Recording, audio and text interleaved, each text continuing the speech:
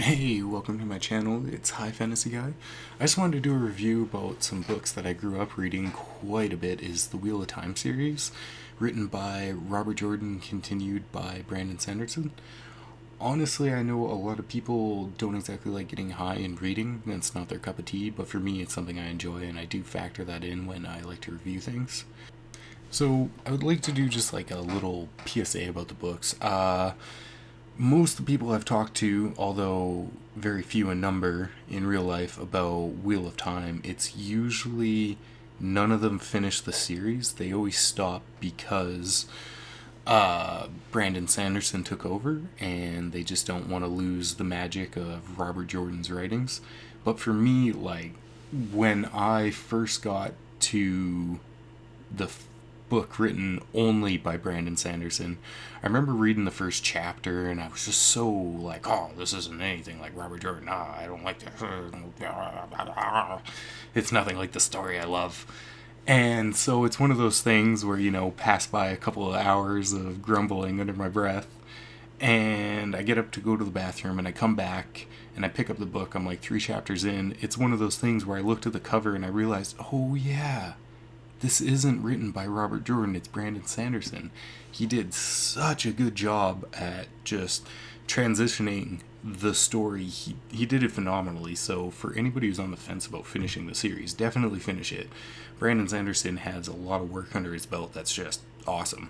So he did the series justice. Like, he did Robert Jordan justice. And you got to remember that Robert Jordan started by writing the beginning and the ending, so you're still getting the original author's ending, which is something very special considering he passed, too soon. So Wheel of Time really introduced me into the military theme or genre of novels. I'm 28 years old, so I've been around for a while reading for quite a long time now, fantasy novels in general. And I never really read anything military based before Wheel of Time. It was always just superpowered protagonist wins the day. After reading Wheel of Time, I began to really love that like kind of subgenre within fantasy, and because of that, I read books like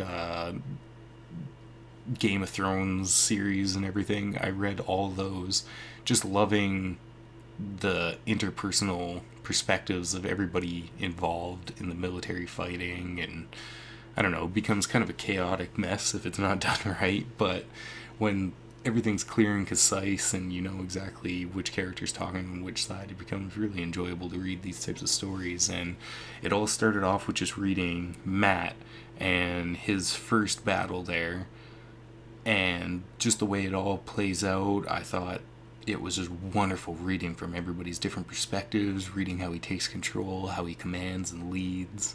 Makes for a wonderful part of the story. Again, if you've never read Wheel of Time, I highly suggest it if you like anything military themed, with mad dashes of fantasy.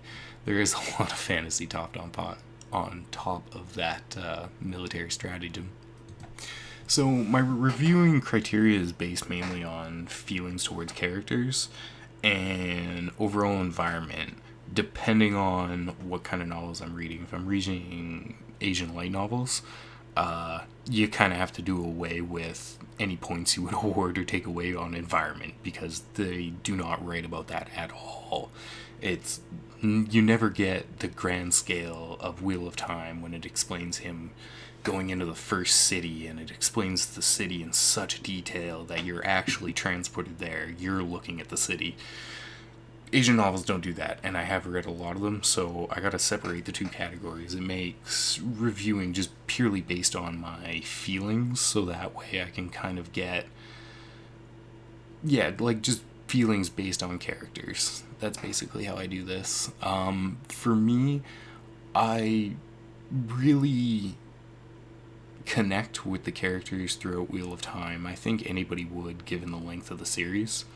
So, throughout the course of the story, like, for me, near the middle is when I really start kind of bonding with specific characters. You laugh when they laugh, you're sad when they're sad, mad when they're mad. It really builds tension easily within the story when you feel like these seemingly minor situations are happening to a character you care about, because then you start to worry about even the small things. So I really like there's not too much development in a lot of the characters. Some of them are pretty steadfast from the start, but that's just because they're, older, aged military men who've served their lives. You can't really develop on a guy who's fought wars his whole life fighting a war. Like, he's already done that. He's already developed. But for any of the younger kids written in the story, you seem to see a lot of development in all of them from the start to the end. So with that being said, I do have a lot of criteria for reviewing just how situations make me feel in regards to plot and characters. Certain things, they just fall flat. There'll be a dramatic tension build up set to make characters face each other, and sometimes you just don't feel anything. You could care less. So basically, I'm trying to gauge the story on how I feel, and so for Wheel of Time, it basically knocks everything out of the park, except for my one personal gripe, and I don't really want to take points off, but for me, the ending, because Robert Jordan started with the beginning and the ending with his writing, the characters that were introduced during the middle kind of seem to fall through the cracks a little bit in the ending. And so they do all get a so-and-so went here, this person went there. But for some of the characters, they play a big role in the end. And almost throughout the whole middle of the series, sometimes some of these characters are around for like 6-7 books. And the endings they get don't do them justice. It's like single line, period. He went here, done. That's it. Granted, I mean, you get almost zero backstory for what happens to Rend in the end. Well, no, you do get a feeling for what happens. I just mean, it's kind of a weird little... I don't know. I actually really enjoyed that part of the ending. For me, it was just like a great closure to a fantastic journey over a super long series. But I love all the little side characters, because for me that's what makes the whole of Wheel of Time a great series. And so losing out on descriptions of what the hell happened to those characters, it kind of leaves you in this weird little limbo of like, and it makes it hard to let go. And so that's my only problem with the series, is I have a hard time letting go of the series and, feeling completely satisfied and, that was all good and great. No, I just feel that little lingering thing. It's something that, doesn't really happen with books like Lord of the Rings or whatever. And I think that's just purely due to the length of the series. You become so overly attached to all these little side characters that in normal books would just be kind of toss away, that you expect a fully fleshed out ending by the time you get to the end of the series, and you don't get it for each individual side character. And I think that's just purely because it would take too long. For a super long series, you would wind up with an extra book on every single one of them explaining what happens to side characters by the end of the series. And, I don't fault Brandon Sanderson for the way he ended it, keeping true to Robert Jordan's vision of it. So, I keep on saying so. I really do enjoy the series. I want to just preface that for me, a lot of the magic is you get to that page at the beginning of a chapter with a map of a city.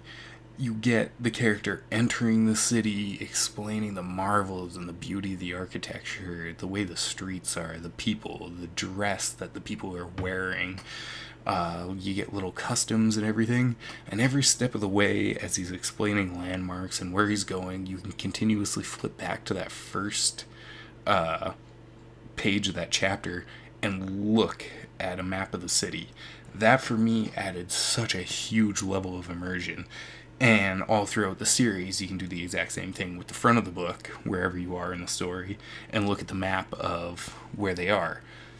I honestly loved tracking the characters' journeys personally while I was reading all throughout the lands, and I especially loved the immersion I felt as characters were walking through the city. I mean, some of these maps for the cities weren't fantastic. They were just like literally a square box, and that was all you're getting for the map of the city. But I don't know, something about that. I really did enjoy that, and that added such a high level of enjoyment for me towards the series in a whole that, yeah, I just can't recommend people give this series a try, read their way through it. Do not be scared off by the fact that the authors change towards the end, you know. Stick with it. It is fantastic. It is worth the payoff in the end. When you finish reading and put it down, you don't feel like a waste of time. You feel like you really accomplished something reading through this fictional character's journey. You feel like you've been there right along with them the whole way through, because that's just the writing style of it. It transports you right into the world.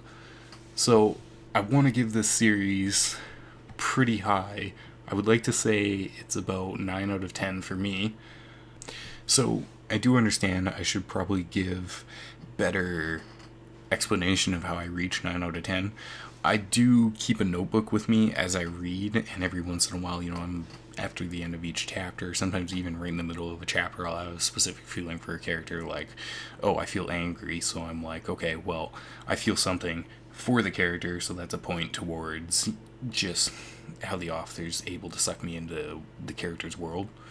So I like to give points or detract points for, say, a critical scene that just makes me feel nothing. I could care less. That would be a detraction. I'm still pretty new to this and to reviewing, so I'll try to edit in how I rated. If I can't figure out how to do that, because I'm not the best at editing videos, I'll just explain it better in a future video. Alright, so that's everything. I'd like to thank you for watching my Wheel of Time little review video. I know I could go on for a lot of topics a lot longer. I do have a lot to say about the series, because like I said, it is very long, but I'm trying not to go off on tangents, as I've been failing to do over and over again. And I'm trying not to do ohs and ums and so's so much. Honestly, I just hope this turns at least a few people onto the series, can give somebody some enjoyment.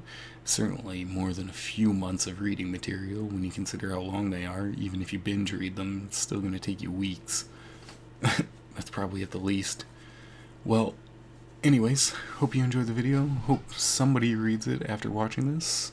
Please enjoy. Please leave a like or a comment in the section below. Please subscribe. And I'll catch you in another one.